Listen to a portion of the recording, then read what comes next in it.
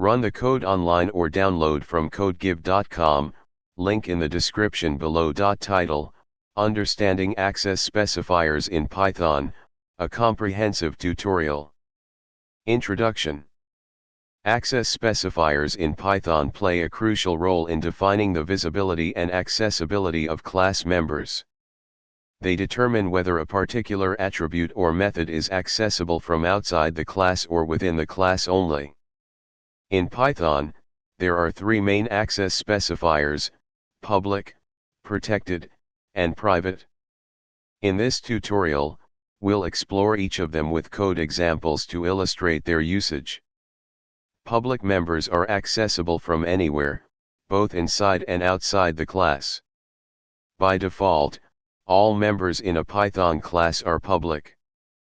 Protected members are accessible within the class and its subclasses.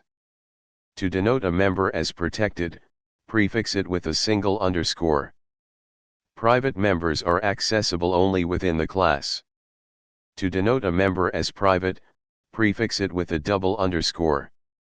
Note: attempting to access private members from outside the class will result in an attribute error.